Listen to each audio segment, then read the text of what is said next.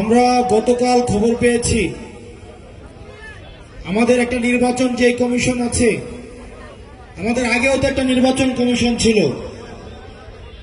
হুদা নির্বাচন কমিশন, রকিব নির্বাচন কমিশন।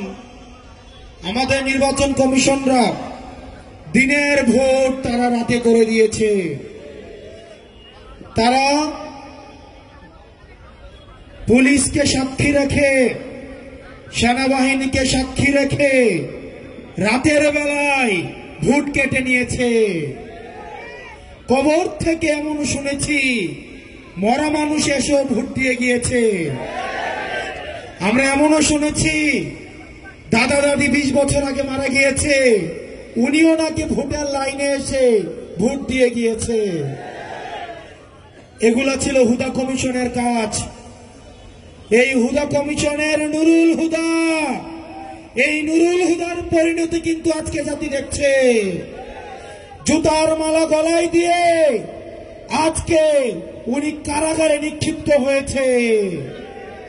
প্রিয় নড়াইলবাসী, গতকাল আমাদের নির্বাচন কমিশন বলে দিয়েছে শাপলা মার্কা নাকি আমাদেরকে দেওয়া হবে না। প্রিয় নড়াইলবাসী, আপনারা জেনে থাকবেন তারা মিটিং করেছে আজকে, কিন্তু মিটিং হওয়ার আগে গতকালই তারা ফলাফল জানিয়ে দিয়েছে। অর্থাৎ ভোটের আগের ফলাফলের মতো আমাদের নির্বাচন কমিশন এখন মিটিং এর আগেই তারা ফলাফল জানিয়ে দেয়। আমরা ধিক্কার জানাই এই নির্বাচন কমিশনের দ্বিচারিতাকে। তারা মিটিং করেছে আজকে, তারা কিভাবে গতকালই তারা ফলাফল তারা জানিয়ে দেয় যে তারা শাপলা মার্কাকে তারা দিবে না। আপনাদের রিমোট কন্ট্রোলটা কোথায় সেটা কিন্তু আমাদের জানা আছে। প্রিয় নির্বাচন কমিশন, প্রিয় নির্বাচন কমিশন,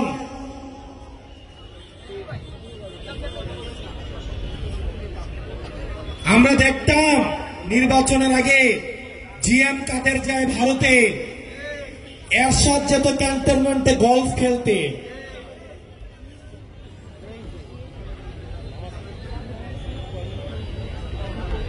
জিএম কাদের ভারত থেকে এসে বলতো যে আমরা সরকারের সাথে কথা বলে সিদ্ধান্ত নিব যে এবার আমরা সরকারে থাকবো নাকি বিরোধী দলে থাকবো। ঠিক কিনা? আমাদের কাছে খবর আছে এই নির্বাচন কমিশনের কারা কারা কিছুদিন আগে ক্যান্টনমেন্টে সিএমএইচে ভর্তি ছিলেন। আমাদের কাছে কিন্তু খবর আছে। এরশাদকে যেভাবে গলফ খেলতে নিয়ে যেত ঠিক একইভাবে এখন অনেককেই ধরে ধরে সিএমএইচে নিয়ে যাওয়া হয়।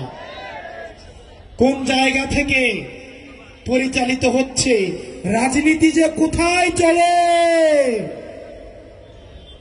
প্রিয় নড়াইলবাসী, আপনারা আমাদের সাথে থাকবেন।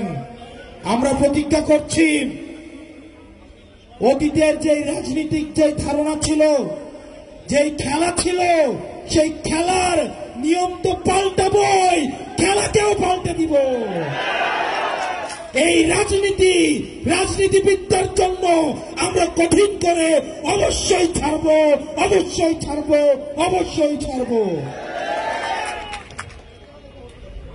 আমরা রাজনীতিবিদদেরকে জনগণের কাছে জবাবদিহি করতে আমরা বাধ্য করব। রাষ্ট্রের প্রতিষ্ঠানগুলোকে আমরা জবাবদিহি করতে বাধ্য করব। আমরা আবারও বলছি, নির্বাচন, জনগণ এবং রাজনীতি যদি করতেই হয় তাহলে চাকরি ছেড়ে দিয়ে এসে এবং ক্যান্টনমেন্ট ছেড়ে দিয়ে এসে তাহলে রাজনীতির মাঠে এসে রাজনীতি করুন। গলফ খেলিয়ে, হসপিটালে ভর্তি করিয়ে যারা রাজনীতিতে যারা ইন্টারফেয়ার করার চেষ্টা করছেন, আপনারা ফাউল করছেন। খুব শীঘ্রই আপনারা রেড কার্ড দেখবেন। প্রিয় নড়াইলবাসী, আপনারা ভালো থাকবেন, সুস্থ থাকবেন। আপনাদের সাথে খুব শীঘ্রই আরো দীর্ঘ লড়াইয়ে আপনাদের সাথে দেখা হচ্ছে। আসসালামু আলাইকুম ওয়া রাহমাতুল্লাহ।